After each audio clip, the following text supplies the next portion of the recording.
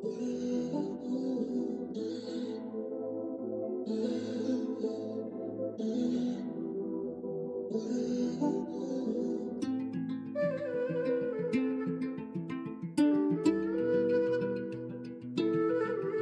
gone red. Allblacks moving bodies. Over the ball. Los Pumas! They got the job done in dramatic fashion. An unbelievable crowd. An unbelievable test match. Drama to the death. The Rugby Championship will be decided in Nelspruit next weekend. Carreras taps and sends it into touch. It's an historic victory for Argentina.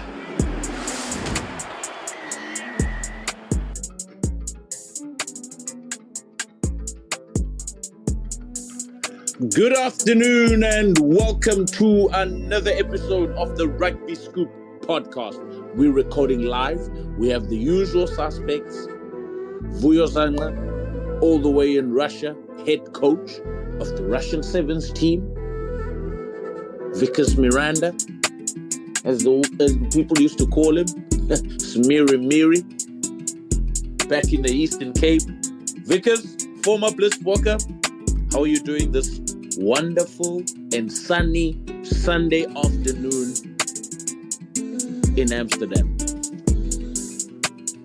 All good, brother. Thank you. Yeah, it's these midnight games, because it was midnight on my side. Yes, it was a long day, especially having to wake up at 7:45, 8:45 for New Zealand and Australia. So it was a very long day for me. Fair enough. Pirates Rugby Pod, the stats man, Griffin, the gardener. How's it going? Is the sun in the UK? Hopefully. It's not sunny. Can you hear me okay, mate? Yes, 100%. Yeah, it's not sunny here in the UK. It's been raining all day. I was watching the Currie Cup final yesterday and I was seeing people complaining about it raining and being cold there. I'm telling you, you guys in South Africa don't know what you're talking about. It's raining and colder here than you could ever imagine. Oh, man, winter has come. Winter has come. It's quite early for winter in Europe, unfortunately. But, I mean, we need to brace ourselves for a couple, 6-7 months of early nights, short days. Yeah, the reason we speak about weather in Europe, actually, is because you hardly get any sunlight. And as soon as you get sun, people are out in the streets like ants, basically, to grab as much sunlight as we can. So yeah, we better make use of whatever little sunlight we get, basically. But anyway, I know where it's very sunny, or it's always sunny in Bloem. The weatherman, Jade, Craig, how are you doing? Yeah, guys, you know what? You start this thing and just head off into the weather. And I'm thinking to myself, don't do it, Scoop, don't do it. And you really do it. No, I'm good, but the weather's terrible this side. I mean, it's been overcast and cold this past few days in Bloemfontein. So yeah, it hasn't been sunny, but hopefully in the week we'll get some sun and we'll get the guns out. Yeah, because They taking the backlash from the snow in, I think it's close to Bloemfontein. Yeah, So close in there. It's Jamestown, there about here. Yeah. They were just snowing on Friday, Saturday. So it was quite cold in Bloemfontein. language. But anyway, gentlemen, not going to waste any time on this one. We're going to start off with a bit of the Springboks against Argentina. And then we'll touch on the Allblacks and Australia Bledisloe Cup, which was played down in Sydney. And then maybe touch on the Lions versus the Sharks in the Currie Cup final. And obviously the Sharks winning that match. Now the Sharks, who we've spoken about so many times in this particular space, in this particular pod on how bad they've been during URC tournament. They ended up winning the Challenge Cup. Now they've won the Currie Cup. I mean, Plumtree is cooking something. We're not sure what it is. Could be rice, could be pap, but we don't know what they're cooking in Durban. What do they like to eat in Durban, Vickers? I think you were there with the Sharks once upon a time. Yeah, they do the chicken biryani type of food. Bunny chows, Okay. man. Bunny chows. He's cooking bunny chows. Bunny, yeah, and roti. They call it a roti though. They call it, there's a roti Yes, also. that's the word I was looking for. Rotis. I think what's his name? John Plumtree's got his chef clothes on, and he's cooking up a storm, making plenty of rotis for his team, and hopefully this form they can carry it into the season of URC. But anyway, Vickers, the game between the Springboks and Argentina last night, midnight footy for you, late night footy for some of us. But I mean, your thoughts, general overlook or a general look at the overall performance from a Springbok side. What are your thoughts? From an Argentina side, what are your thoughts? And obviously, we'll get into the nitty-gritty detail later on. But obviously, just a general outlook of the fixture itself. Yeah, I think look, I think when we look at we look at dominance, we look at how they dominant in set pieces. I think when we look at the game last night, the most important thing was the start of the Springboks. They started very well, but that was due to ill discipline from Argentina side. I think if you look at the couple of penalties, getting to the 22 score tries, that was the dominant start. And Argentina on their side, as soon as they fixed that discipline part, things changed. They also started being dominant until the yellow card, obviously, of Arendse. And then they just got a foothold of the game, and then they just kept on moving forward. So I think both teams, were pretty much one was dominant in the scrums, which is the Springboks, obviously, and I think lineups were fairly even. I think after that, it was just an attacking phase. We know South Africa uses quite a lot the winger to shut on the blitz defense. I think for losing Arendse especially gave a little bit of space on the outside for the Argentinians to exploit.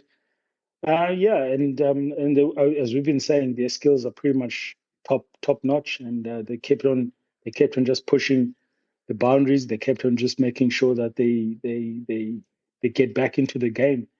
And yeah, I think on that, I think both teams had a very good showing in that first half. Don't know about much in the second half. I think the second half was pretty much even.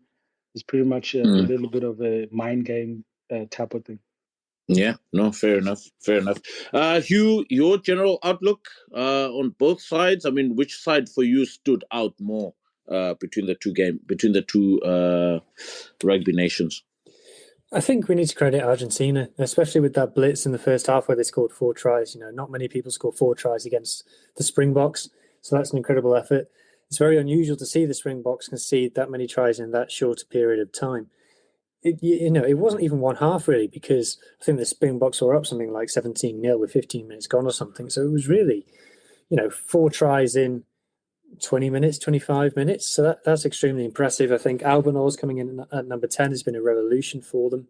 And we know, we spoke about it last week, about their backline, their centres. I think having Santiago Carreras, him playing at 15 rather than at 10 is probably a better solution. I was surprised he didn't take the goal kicks. Albanese's goal kicking wasn't amazing, it has to be said. So that's maybe something they could tweak going forward. But they, despite going backwards in the scrum, they managed to strike fast. Only 70 carries in the whole game for Argentina, whereas the Boks got 126, which is a lot more than we're used to. So kind of not quite a smash and grab, but really it was just an explosion in that first half of points, getting them on the board, that I think took the Boks completely by surprise. And then they managed to hold on for the rest of the game to secure the win. So both teams, last stat for you, both teams missed 3 kicks at goal in this game. So that's interesting. So what are you trying to say? Argentina was still going to win nonetheless? I think it's a fair result. I think I don't think it's... I think it's difficult to say because I'm looking at the stats and like normal, the box stats, the numbers are all higher generally. So you would say off the basis of that they had the better of the game and the better team. Yeah. But I don't know, to flip the question round, I suppose, and I was wondering about this the other night. Argentina are now ranked 6th in the world. They've been alternating with Scotland.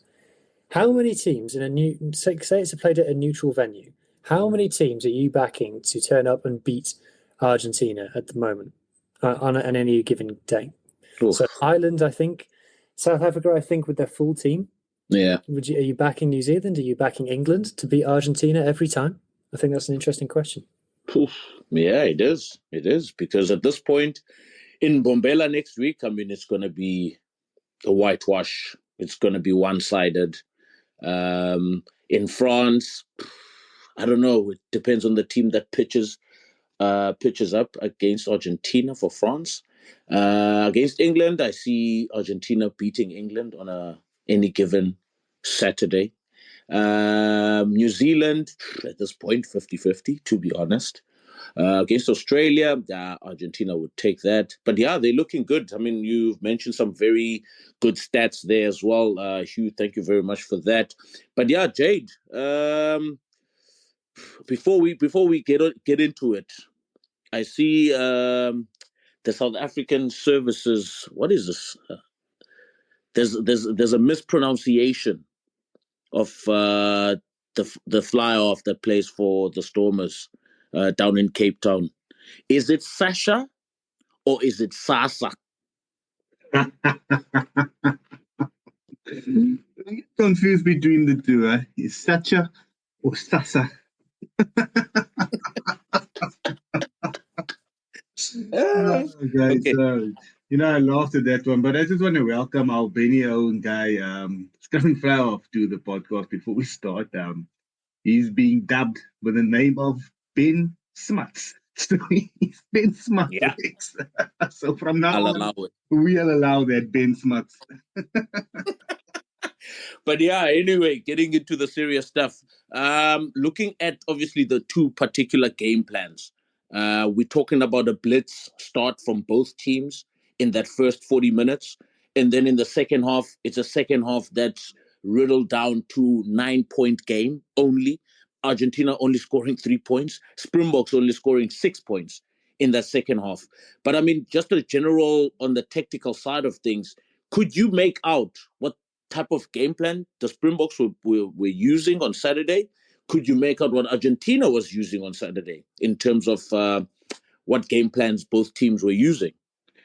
Well, I'm just going to analyze this game, and you look at the first half, and you look at the 20 minutes, the box put on the first 20 minutes, and then that blitz Argentina gave for the next 20 minutes or so. And the evident thing you could see is the ruck speed. I mean, the box ruck speed, they were getting quick ball. Kobus Reinach and Pollard and those guys were getting quick ball, guys, post-contact meters, making big carries, hard carries.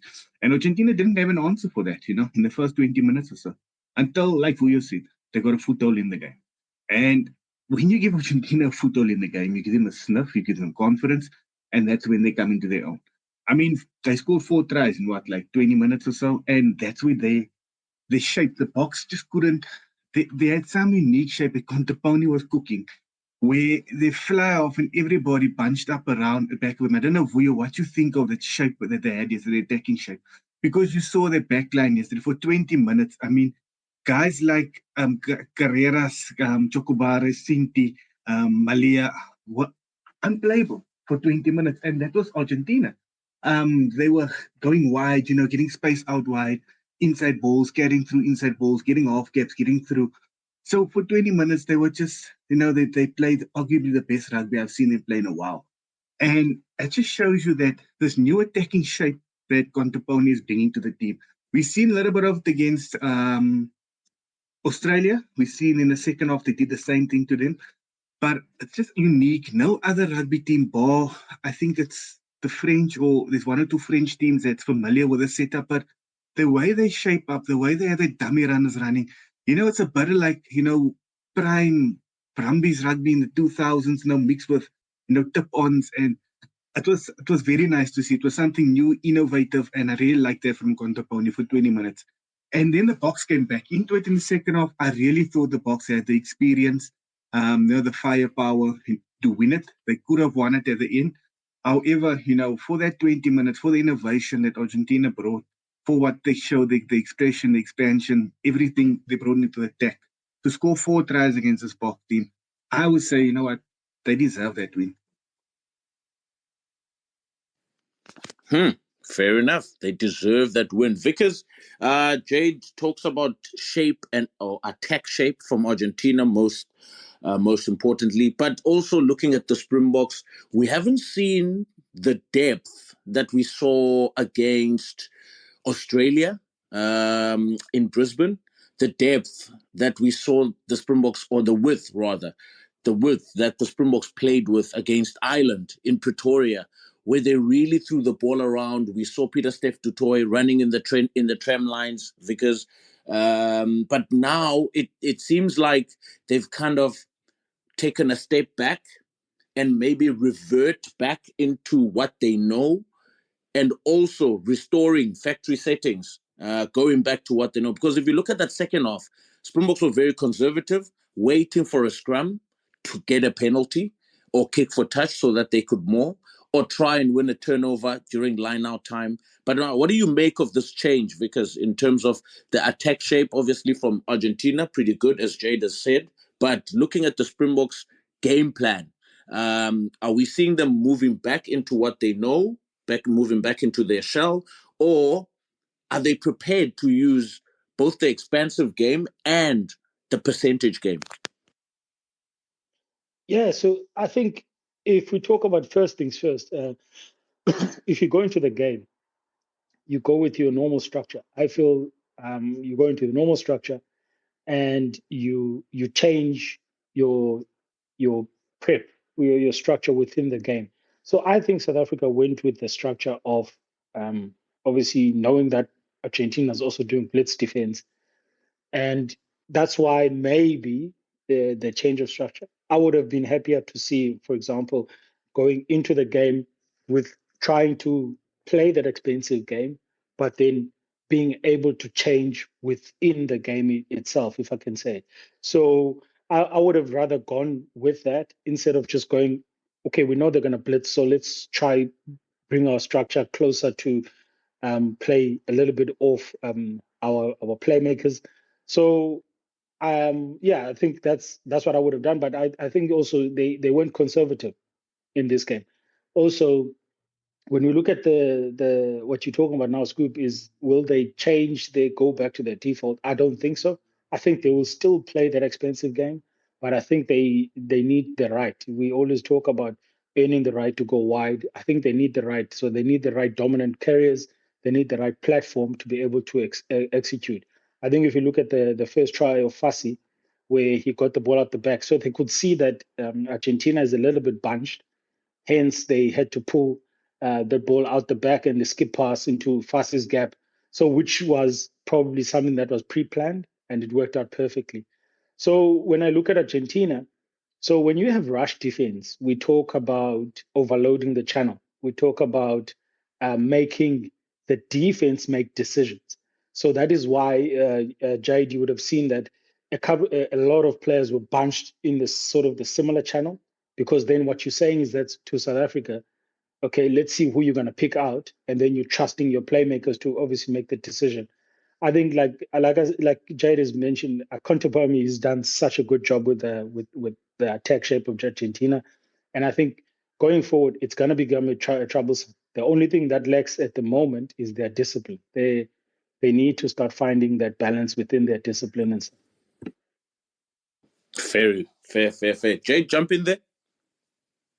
Yeah, no, look, man, I just, something that came up now. I think in the first 2 tests against Ireland scored 3 tries. I mean, there was 2 that was chalked off as well. And then New Zealand scored 4 tries against the Boks, and now we see Argentina score 4 tries against the Boks. The last 4 years, this was unheard of, unthought of, to go and score 4 tries against the Boks.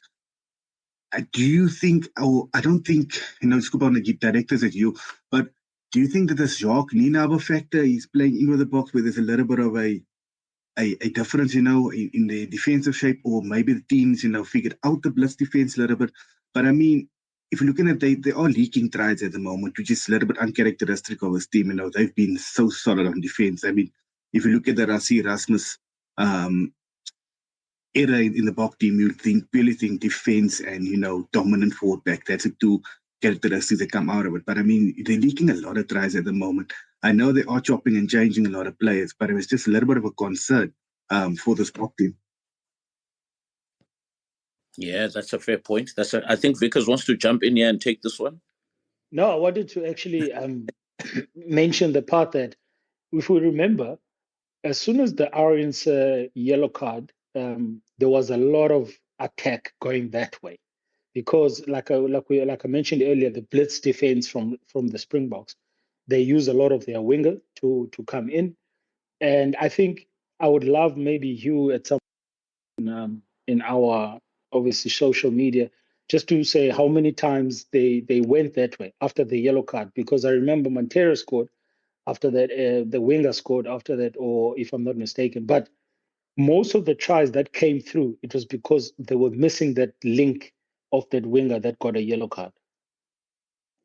No, fair point, because obviously personnel and playing with 14 people, especially in the backs, but also credit to Argentina as well for being able to exploit that channel as well, because most teams, you'll find that they will struggle to do that, to penetrate, even though a team has less players or numbers on the field. For example, I think, what is it?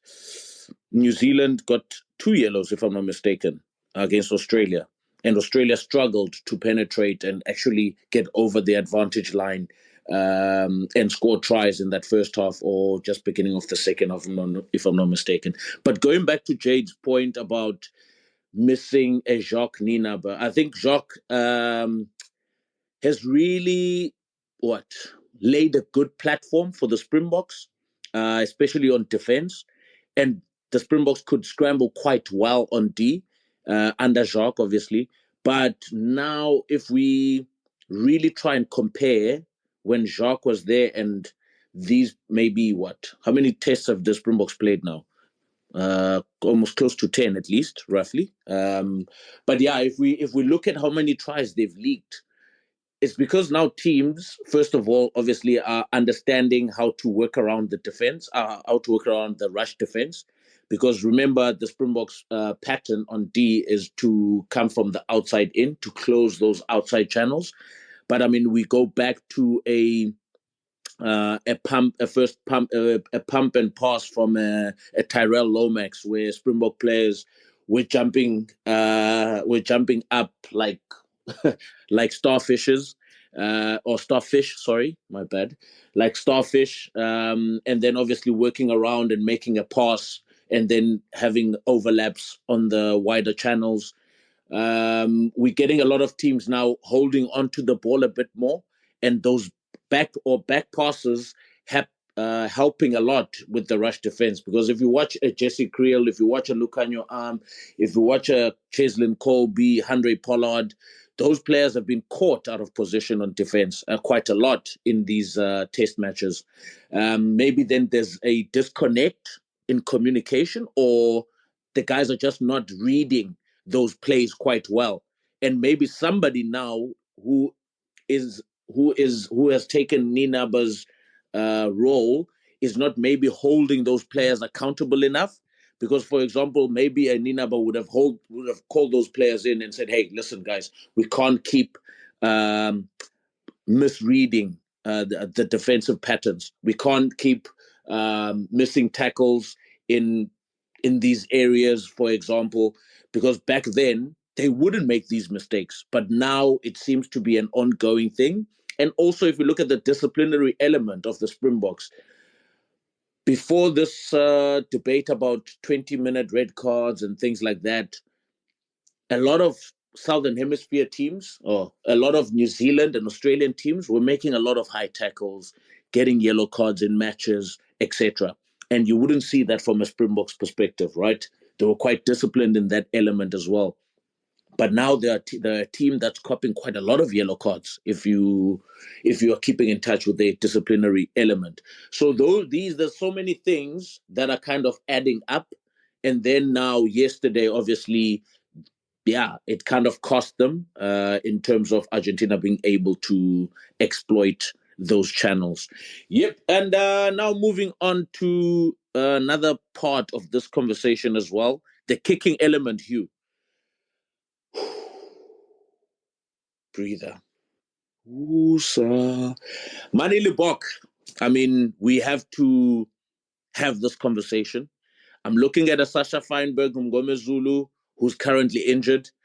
Pollard was there. I don't know if there could be anything he could have done more in that game, Andre Pollard, that is, and understanding that Mani also needs game time as well. But do you think Rassie Erasmus now needs to make a decision about Mani Libok, or does he give him more chances and opportunities to continue playing until he gains confidence? What needs to happen from your perspective? Well, let's be very clear about it. The problem with Mani Libok is just the goal kicking. His distribution is excellent, top class, as good as anybody's. His kicking from hand is also excellent. His crossfield bombs that he was putting in that second half were fantastic, absolutely on the money, perfect. His problem is the goal kicking. So for me, the question is not to be aimed at Mani. Look, we've accepted, we can all, say to each other here, Mani's goal kicking is not up to scratch at any level. So the question is, why are coaches putting him in a position where he needs to kick at goals? Why is there no one else on the pitch who can take that responsibility from him? Whether that be Hendrikse at number 9, one of the other backs. Are you telling me none of them can kick? No one else in the South African team is capable of taking a goal kick on of that difficulty ahead of Mani. If that's the case, I'm surprised, because I can tell you, we all make fun of Wales on this call because Wales are bad. Wales have got half a dozen, 7, 8 players in their team who could take on a kick like that. So why is no one else taking it on? So Rassie has to ask himself the question, why did he take Pollard off and leave Mani in a situation where it was always going to come down to a kick because it was such a close game? As you said, Scoop, 3 points to 6 in the second half. So, look, we can all sit here and say Mani's goal kicking isn't appropriate. It's not doing it. So why are we giving him that responsibility? There's no rule that says the 10 has to take the kicks. Someone else can take it. Someone else can take it, guys. So it's a question for Rassie, for me, not for Mani. It's a question for Rassie. Fair point. I'll let you jump in just now, Vickers. You made a good point there. Hendrikse actually used to kick for the Sharks at Craven Week. Him and Nohamba were actually not bad kickers, goal kickers, that is. So I don't know. I think in one of the test matches, Hendrikse has kicked for poles before. So he was still on the park. And so he could have gone for the kick. He could have taken the kick. But obviously now, yes, I understand you want to point this at Rassie Erasmus as well. But then there's also Eben Etzebeth on that field, who is a leader, who could have maybe said, hey, why not give it to a Hendrikse? But he didn't miss the kick previously. So I'm assuming because he has the momentum, why not give him another shot? And unfortunately, it's the last round. It's the blow-by-blow action. It's pressure. BMT was non-existent, unfortunately, for Mani. Yes, because... No, I wanted to make a point on what Hugh is been saying. I think it's, to be honest, Mani kicked, the previous kick was more difficult. He kicked it over. So I wouldn't have seen a problem going into that last kick because it was a lot more easier. Also, we talk about Mani's goal kick. I don't think Mani's goal kicking is the problem. I'm being honest. I don't think Mani's goal kicking is the problem. I think it's the stage of the game where he starts to dip in that focus. I think I'm not sure. But I think we have to look at it. He kicked a more difficult kick when Stormers won the first URC. He missed a kick against Munster, and when Munster won. So he missed a couple of crucial kicks. And I feel like there's much more in the conversation than just his goal kicking, because his goal kicking is good. He kicks it. He kicked, like I said, the previous kick to that penalty was more harder than this one. So there's much more that we need to look at. Maybe he's not the guy to take those pressure kicks. Maybe, as you say, Hugh, when it comes to that pressure point, maybe then they need someone else to take over, even though he's kicking well.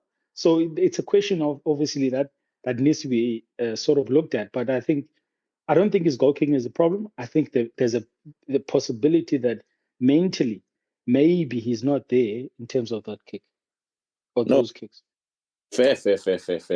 Understandable, because at this point in time, he's the only player that is being accused, that the fans are pointing fingers at.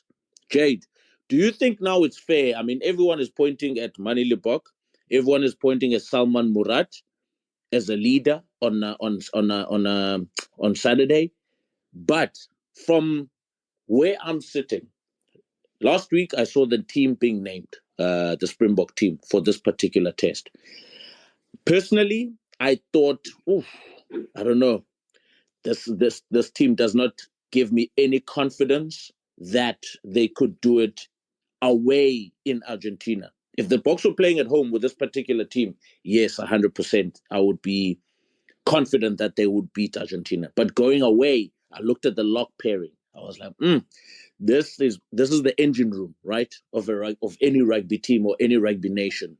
The lock pairing and the starting lock pairing. But yeah, the kicking element, you'll touch on that. But then also the engine room, the team that was selected. Did it give you confidence? And also comparing the two forward packs, which one stood out the most? Understanding Oxenchair, amazing yesterday. He probably actually had one of his best games. It's a pity that one of his best games, he's on the losing end, right? But yeah, just give me your views on this. Yeah, I know what. Ox scored a 9.5 rating on Rugby Boss. Player rating very, very close to a 10. I think if he played the full 80 minutes, and if he won, if the Boks won, I think he would have got a 10. But you know what? In terms of Mani Libok, guys, are we going back to the era where we're going to choose a guy like Brent Russell at 10, and have somebody else in the team that can kick to drive a team?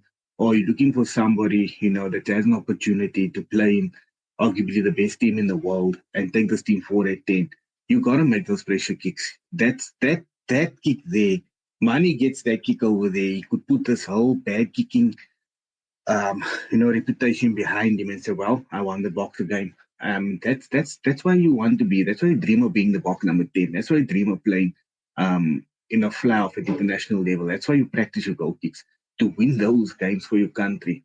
And I mean, if you look back and if you ask a guy like Richie Mwanga, who people say is the best number 10 in the world, who was the best number 10 in the world at national level, how it's affecting him that he missed that conversion, which was a little bit more difficult in Mani's kick yesterday in the World Cup final. Those are the things they practice every day. So in terms of that, yeah, for me, if you want to be the Bok number 10, I'm sorry, I'm hard on this. You guys asked me this morning, but I'm hard on this. If you want to be the Bok number 10, you really got to go in and you really got to make those kicks, because it wasn't that difficult. In terms of Salman Murat, yeah, you know what? I'm a big Salman Murat fan. I always watched his career from, age group level at Paul Boys coming right through. And I always thought this guy, had a good chance of being a Bok captain. Easy living up, to his reputation, does deserve to be chosen.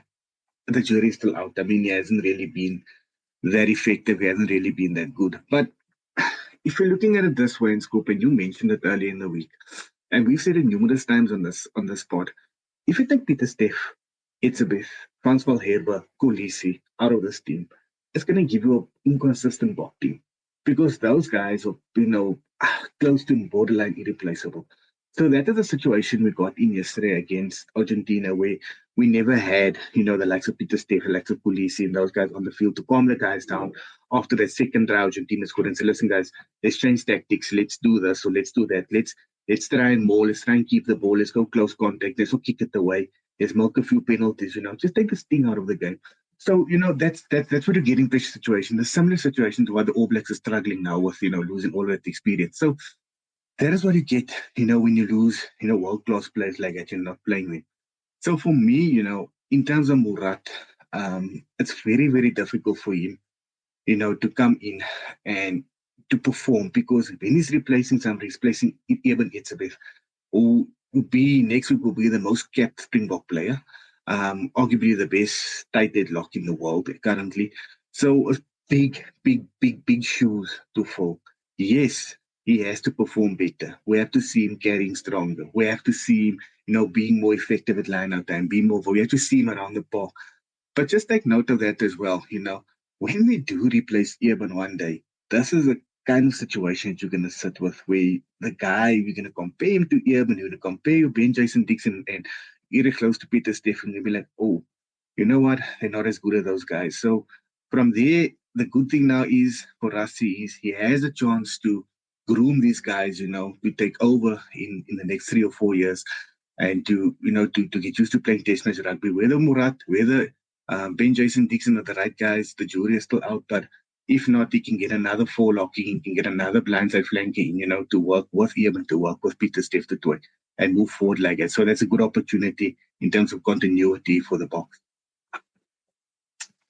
Fair enough. Scoop, can I just throw some extra things in here? Sure. So, every time a team loses, the coach talks about learning and things.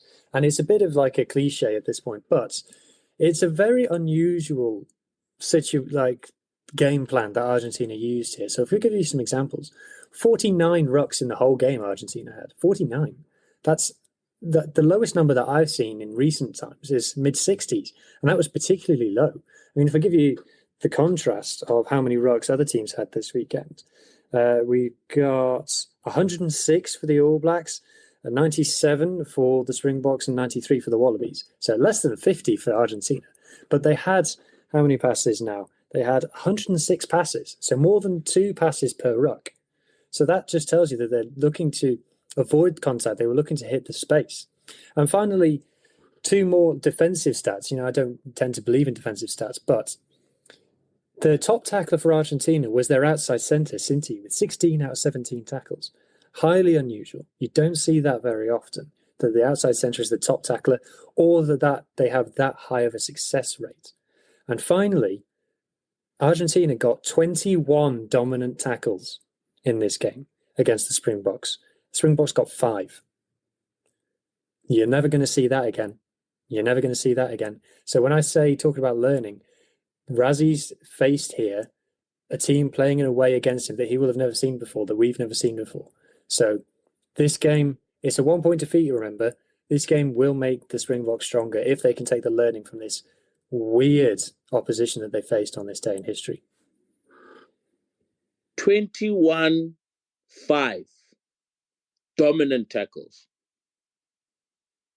21-5. That's massive, man. That is massive. But also, I guess it gives Rassie as well some form of insight, some clarity on where some of his up-and-coming talent or players coming through the system, where they are at this particular point. Because like Jade has mentioned or alluded to, one of the messages that I sent to our WhatsApp group as well was that once you miss your Peter Steph du Toit, Kolisi, Dealende, who else was there? Bonambi wasn't there either. Once you start missing the core group of players, you need to understand whoever was in Argentina last night or playing in Argentina, that's the group that's going to take over. And it's going to be a totally different ball game 2 to 3 years from now. It's going to be a totally different ball game because Australia are currently rebuilding. And by that time, these players in Australia will have also played enough test footy and played with each other for some time. All Blacks are rebuilding. By that time, they will have played enough rugby and also getting through their own processes and also meeting up the Benson Dixons of this world, the Vessels of this world. It's going to be quite evenly balanced from where I'm sitting. But obviously, that also depends on how long the Colises are going to play, the Peter Steph Tutoys are going to play, the Etzabets are going to play. But I don't think a lot of them will be around for 2027. And also the pace of the game also differs with the years as well. And strategies also come into place. But yeah, let's see how much more they can keep up with this current level. Yes, Jade. Yeah, no, man. I just wanted to touch on this. It's not all doom and gloom. You can go with that plan. If you look at what the All Blacks did in 2015, I know 10 years back it's a little bit different in terms of rugby, but if you're looking at Squander, Smith, and Mono, both were 34, 35 going into the World Cup. Dan Carter, 34, 35, Richie McCaw as well, 35, 36. You had Kevin Bayalamu, Jerome Kaino, all over 35, But to have the younger guys around him. They had younger guys. They had your Bowden Barretts. They had your Brody Retallics. They had your Dane Coles coming through. Sam Whitelock was there. But, you had Aaron Smith, your younger guys, your Julian Saviers and your Emil Scaris, the young guys around, those core guys. So for them, it's important now for us to identify, who is he going to go with for the next 4 years, right? If Damien the Islander does drop off in next year, and we do see that this guy starting to pick up the odd niggle, he's not carrying as strong as he can. We age is getting up with, keep catching up with him. Where to next? Is that next guy around? Is he in the camp? Is it Andre Estra? Is it Ethan Hook? I'm just making examples. Are you going to go with Damien Willemson? So he's got to get that continuity in the next 2 years and identify the guys that, that's going to be 35, 36 at the next World Cup. Who's he going to go with? And to have the younger guys in around, because if a guy doesn't get to that next World Cup, maybe 2 years out of the World Cup, he decides, well, my body can't take it anymore. I'm getting too much injuries. The guy behind him, the guy sharing him is ready to step up. So that's important for us in the next 4 years. Yeah, 100%. Vickers, final thoughts regarding now the Springboks. Where to now for next week? Do they choose their World Cup finalists and go flat out blitz against Argentina? Bonus point win? Or can we expect Argentina to upset the Springboks in Bombelle? Yeah, I think if you look at where the positioning is, 14 points versus 19. So if Argentina score 4 tries and they get a bonus point, I think, did they get a bonus point yesterday? I'm not quite sure. But anyway, I think if you look at that, I think he'll definitely go back to his main characters. The Yosiya Colises, Evan starting, Bonambi back in the mix. Pity Sasha's injured. I think he would have obviously started. I think he'll probably give a guy like obviously Pollard will start. And I think when we look at next week, he's definitely probably going to go for 6-2 and try again being dominant in that phase. I think at this point, I think there's nothing really much that you can do to change. I think if you look at the end of the year tour, that's where he can definitely keep building the squad. I think for now, it's just to finish off the campaign quite well and win it, and then to know that, okay, we have this one in our corner. Now we can build towards the end of the year. So I wouldn't think he would continue with the same group of players going into Mbombela.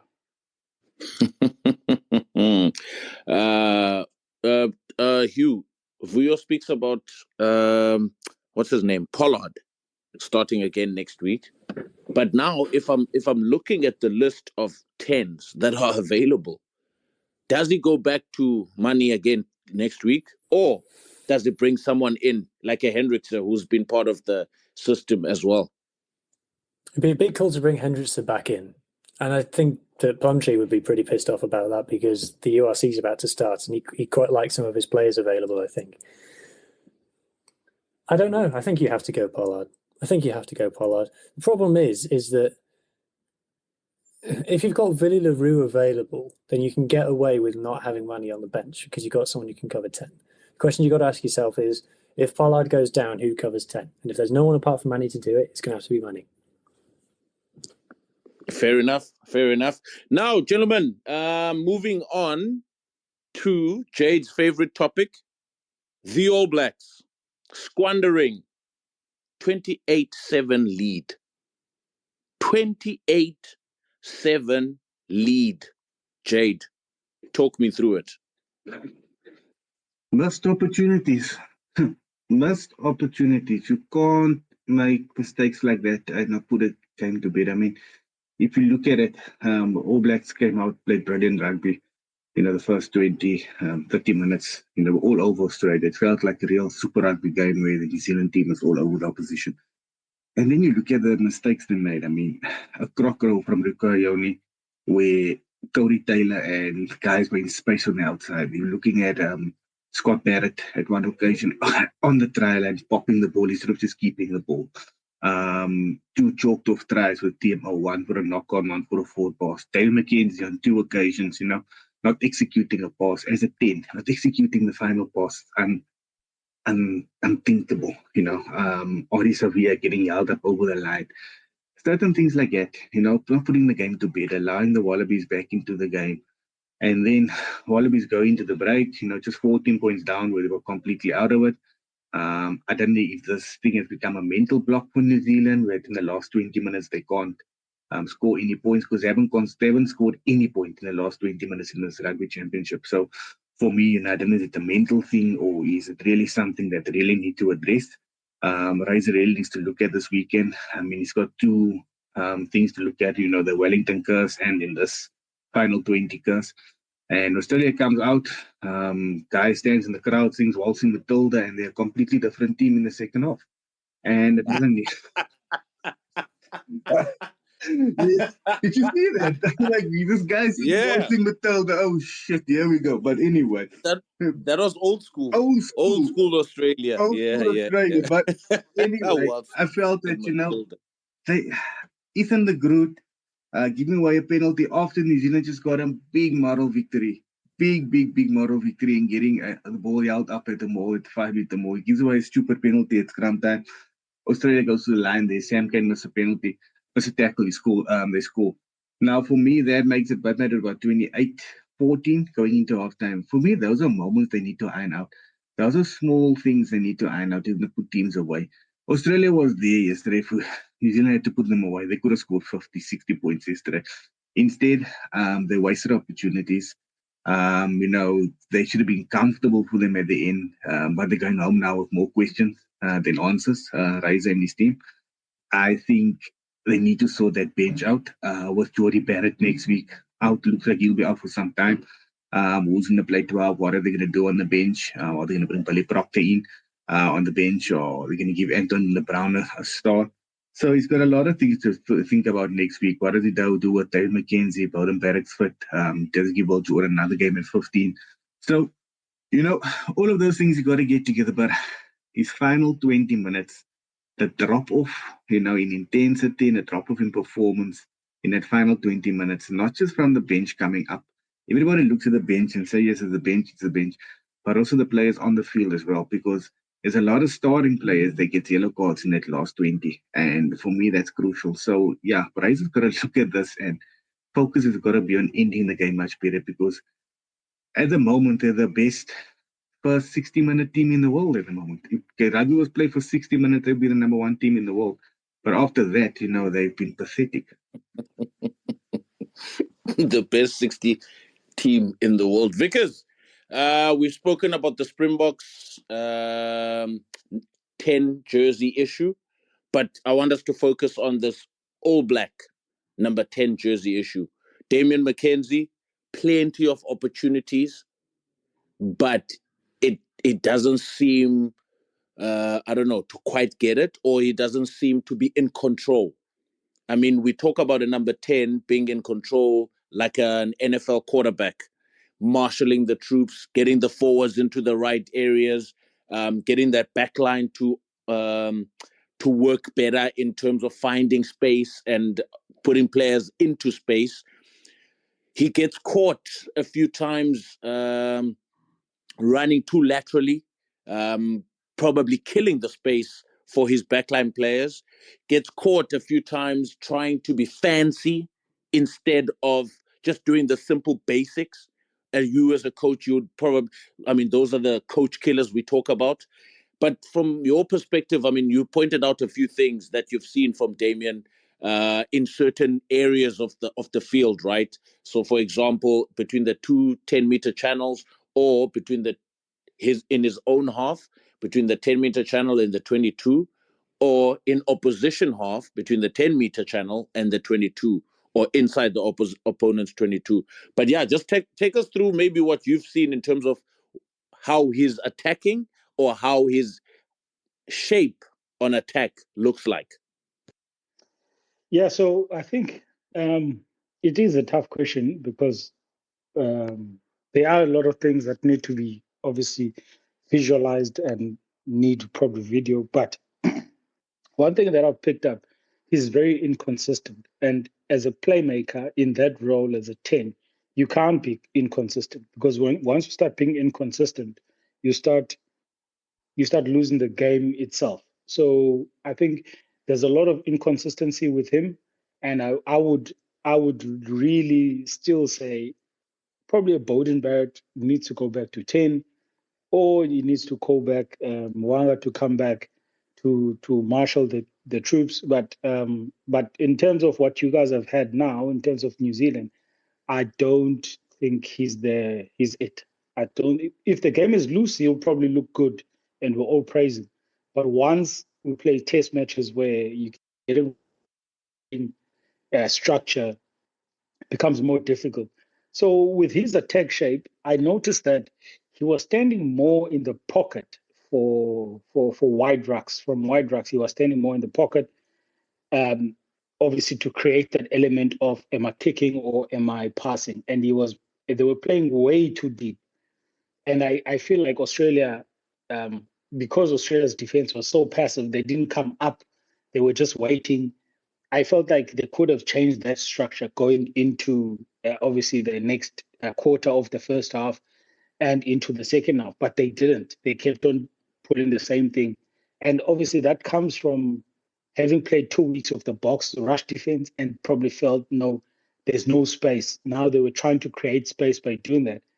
I think for me, the one thing that I did notice, they did a very good structure off the touchlines, coming off, pulling off the first pod of the forwards, giving it to the next forwards to take it up, because then they would have more numbers going onto the touchline, but then they weren't getting quick racks because Australia was just making it so difficult for them. So I feel like they could have done better in that game, making sure that, especially with the structure they came with, that guys, everyone must know we need a quick ruck from here so that we can exploit the numbers that we have. But they allowed Australia to fold. They still scored good tries. I think Savvy Reece still got a couple of meters on the right hand touchline, but still it wasn't. There was nothing to show for it. So I feel there was a lot of things that they did well in the game, but they just that point of the rush defense. There was no rush defense. They were just simply waiting for for the New Zealanders to come to them, and they didn't adjust within that. And I think generally, if Australia is to hold back on defense, then teams like Ireland, England, South Africa, they're going to always have a field day against that kind of defense. So they'll probably have to also start looking at changing that defense structure, which now makes sense why there's 67 points against Argentina. Fair enough. Hugh, any numbers that stand out for you regarding this particular game? I don't think numbers is the right way to analyze this game, to be honest. I mean, I've looked at the numbers, but let's be real, guys. The first 20 minutes of this game, that wasn't test level rugby. That wasn't test match rugby. That was the performance. The way that Australia began that game was totally unacceptable. The tries that they conceded, the way that they went about their business. The first thing that any Australian player did to stop the All Blacks in any way in that game was 2 post turnover on, what was it, 39 minutes, something like that. up until then, the only thing that was stopping the All Blacks scoring more tries was the All Blacks making mistakes, knocking the ball on, forcing offloads, etc. The All Blacks, the only times they were getting tackled was when they chose to run into an Australian player, when Ioane or Caleb Clark decided to take contact. That was the only time that the Australians were laying a finger on them. No leadership in the defensive structure. This is what I said last week. The Australians have no desire, no intent to defend in them. It's not in their rugby culture at the moment. It's just not part of their DNA. And like Jade said, opportunities missed in the second half for the All Blacks. You could talk about the end scoreline when the All Blacks went down to 13 players, for goodness sake, down to 13. And the All Blacks could have and should have scored 3 tries in that second half. It should have been 50. It should have been 50. And it's only down to All Blacks inaccuracy, the fact that it wasn't. Now, there's still clearly huge issues with the All Blacks somewhere along the line. I mean, the 2 tries that Australia scored in the first half, both exploiting the seam at the back of a line-out, too easy. I don't know. There's not much more I can say about this game, from an analytical point of view. Like I said, the numbers don't tell the story. And if you look at Australia's numbers at the moment, they won't look too bad. But that's because players aren't doing things. So your numbers can't look bad. If you try to do something and fail, your numbers will look bad. If you don't try to do something, you can't fail at it. So your numbers won't look bad. And that's what's happening with Australia at the moment. Yes, because... No, I wanted to comment on what Hugh's talking about, that line out. So any overthrow becomes the guy at receiver, which in most of the 15 teams that I've watched, it's the hooker. So it boils down to reaction. How quickly are you reacting on that overthrow? And I was so disappointed to see that in like second half, deep second half, when Moa came on, he was still not reacting quick enough to stop that overthrow. And that boils down to me, it's player focus. Because surely, if you've seen that you considered a first try like that in the first half, surely when you come off the bench, you should be able to know exactly what your role is, and you should be able to know what you can fix. And secondly, with New Zealand, sorry, I didn't make this point, but with Australia, they know that New Zealand likes the peels off the dummy maul closer to the 22, and they were stopping them so brilliantly. I don't know, because it seems like they weren't engaging early. They were just waiting for New Zealand to set, and as Corey Taylor is pulling or Adi, then they would close that space so that to disrupt the pass. Jade? Well, you know what? At the end of the day, it's still the balance in this All Black team. Vuyo speaks a lot about, he speaks now about Asamoah slipping off. I mean, Cody Taylor was on the field where they scored the first try, where Fraser McRae scored that try. So for me, you as a reserve hooker, you should be focused and say, well, I'm not going to make that same mistake, and that is a focus problem. I mean, Sam Cane slipping a tackle on the 5-meter line. I mean, you shouldn't really be thinking of a guy going to play his 100th test next week, and hopefully he's done after that. You shouldn't be talking about that. I mean, looking at the peels, the way they peel that mold, there's a few times I thought, well, Australia's struggling with mauls. They're struggling to defend line of mauls. Why don't you just go through the middle? Why don't you just go hard at them, go through the middle, keep the ball, go hard at them, get the penalty, kick it again out, play like that, seal the game, win the game, you force us all over them, So these are the things that Racer's got to work on. I still think if you're looking at the New Zealand team at the moment as the balance, I think Scoop for now we can say, okay, tight 5 seems okay at the moment. The tight 5 seems okay. They settled. But they lose today was imbalanced. I mean, Wallace Atiti, brilliant game yesterday. But for me, he's playing out of position. Ori Savia, I think should play 7. And they should get a 6 in again. Out and out, blindside flanker like Ethan Blackadder or even for Excel or whoever, That's what they've got to do. They've got to get the balance right. Curtis Rattima put up his hand yesterday and we had an outstanding game. But then looking at the balance outside of that is the centers balance, is the back 3 balance. So he's still got to get the balance of his team right. I don't know how long is it going to take before he gets it right. But guys got to stop making, guys got to really put up their hand when they get opportunities. Because like you said now, a guy like Asafa Moore, he's basically only playing because Samasoni Tokeau is injured. There's no evidence or there's nothing there that when Tokeau comes back, that Moore should still be in the team, Tokeau walks straight back into the team. So you got to get guys fighting for the position. You got to get guys looking at it. And I mean, if there's one thing, if I was Razor Robertson at the moment, and I would really think about, is you can take a book out of Rassi's, leaf out of Rassi's book. What he's done excellently. You got to look at how your bench makes an impact, right? So you got to look at what Rassi did. He brought on a pack of forwards who just went dominated. He brought on 2 or 3 guys that's good over the ball, got turnovers, and that's what they done. They got. So he's got to look how he can innovate and what he can do, from his bench to get that. If he's going to look at going with 3 backline players, he's got to look at getting 3 backline players in that's going to really come on and change the game. So if it's going to be Mackenzie to come on from the bench, if we have another 10, maybe looking at once Cam Roygor is back, looking at maybe him or Cortes Rotema to come on at 9, would add more impact and speed into the game. And then you're looking at somebody with, real X factor, as your back 3.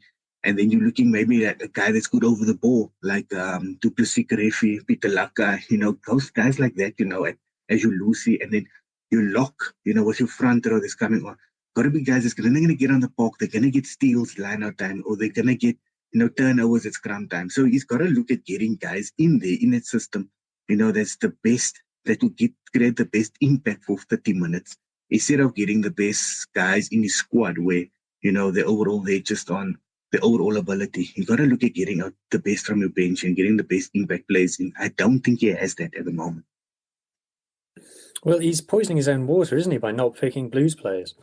The most fearsome pack in Super Rugby, he's not selecting from them. Yeah. Just going back to your point about the balance of the back row, I can tell you guys that Satiti's numbers are very close to Surveyor's. They're starting to get really close now.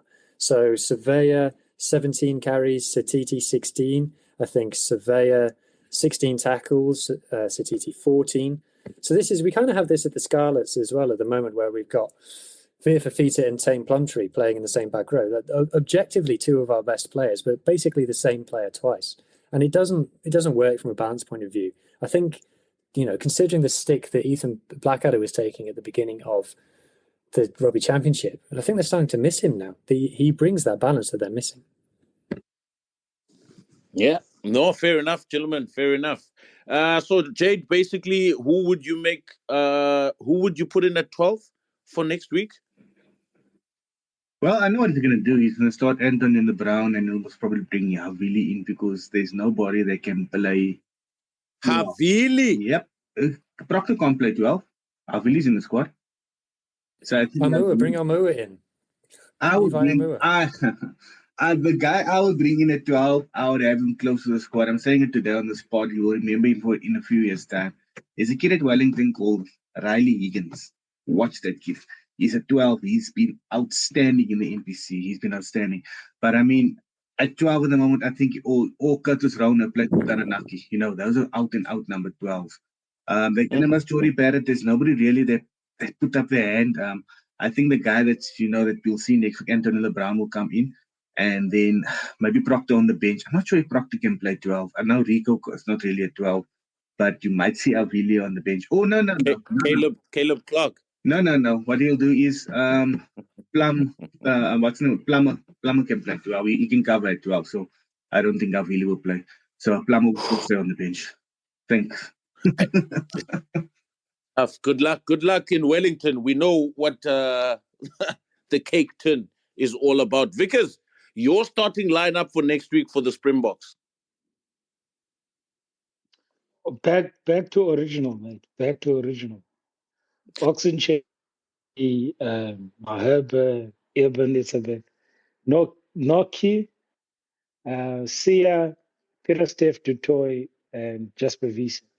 That's my forwards. Then I would still go with Reinach. I think he had a sort of a good game. I don't think your favorite 9. Yeah, you know me.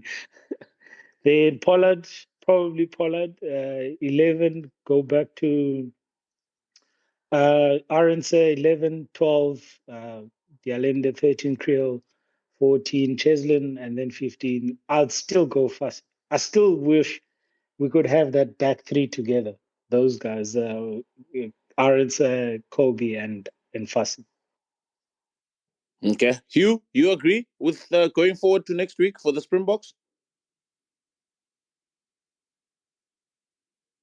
Earth. Yeah, I'm here. Sorry. Yes, I do agree. I think go back to the strongest possible team.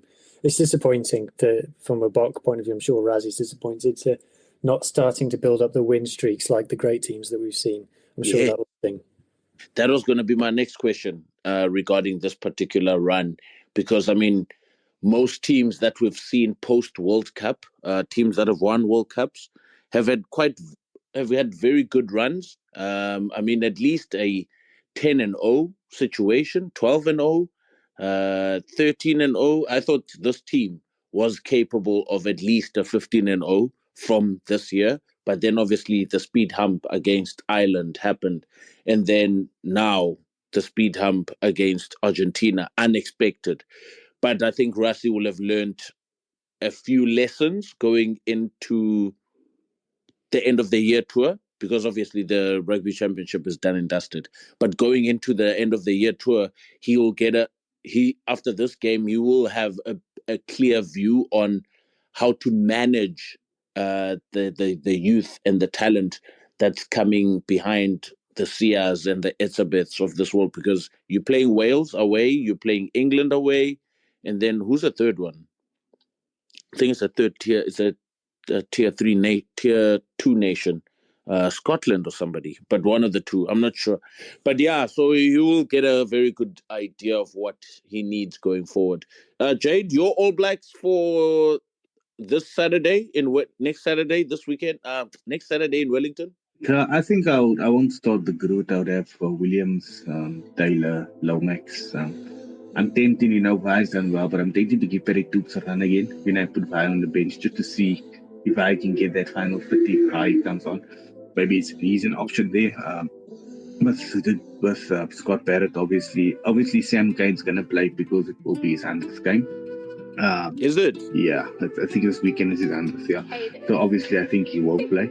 So don't see any changes in that loose trio. Maybe if Ethan Blackhead is there, maybe he will make a change, but I think it will be the same more or less.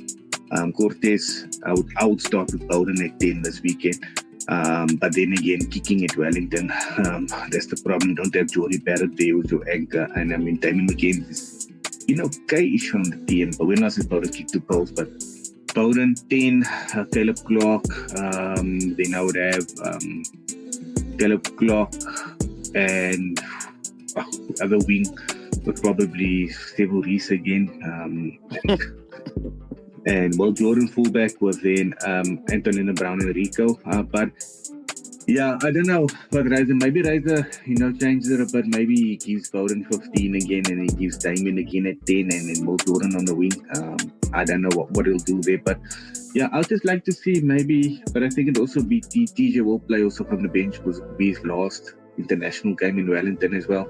So I think there'll be a lot of sentimental. But yeah, for me, you got to look at this because I would like to see, how Noah Olsen goes, and younger guys like that. I mean, the better was wrapped up. There's really nothing to lose for this test match. Give guys an opportunity, give Sam Derry more minutes and stuff like that. See how they go, But then again, I think he's so under pressure that he'll go with his tried and tested, and he'll look at giving these guys a go against Japan. All right, that brings us to the end of our segment, ladies and gents, and thank you to our listeners for tuning in once again. It's always lovely to have these conversations with you guys, and obviously you can follow at Vuyozanga on X or Twitter if you prefer. You can follow Hugh, Pirates Rugby Pod. He's got a podcast obviously there on YouTube, and you can follow him on TikTok, I think, as well, Hugh, if I'm not mistaken. YouTube, TikTok, etc. And then links in bio, etc. Yeah, the link is in the bio. That will help. And yeah, you can follow at Jade Craig 77 on X as well. But I want to give a shout out to Fiji guys for winning the Pacific Nations Cup this past weekend. annihilating the Japanese youth team, basically, under Eddie Jones. I don't know what needs to happen over there. You don't know rugby, mate. You don't know rugby. I mean, they're going to face the All Blacks very soon, but I'm assuming the All Blacks will also be using some of their second stringers as well for that particular game. But also another shout out to South African Currie Cup coaches, Phiwe Nomlomo at the Blue Bulls, making it to a semi-final on debut. Mzwakhe Nkosi, who's done a very good job with the Lions. I mean, he started off with the youth at the Lions and he's bringing in the talent. The talent that you see playing for that Lions senior team all comes through the hands of Mzwakhe Nkosi, and he's done a fantastic job. And I would like to congratulate them on their achievements this season. Obviously, there's no silverware, but you can see the work that they're putting in, and they are getting some results within that, obviously, and hope they have great future. They stand to have a great future within the South African ranks. But yeah, that's about it, gentlemen and ladies as well. Before you go, you said that in the start that, Plumtree is cooking something at the shop. But I mean, isn't it easy to cook if you're going to shopping with a Woolworths card? Yeah, what? Is it easy to cook if you're going shopping with a Woolworths card? It's easy to cook, bro. You can get pre-made meals everywhere, bro. That's so easy to cook. It's so easy for Plumtree to cook with that team. Jeez. Anyway, don't listen to Jade Craig, guys. It's windy and cold down there. It affects things that you say on this pod. But anyway, thank you guys. Have a wonderful week ahead and a wonderful Sunday. Cheers. Bye.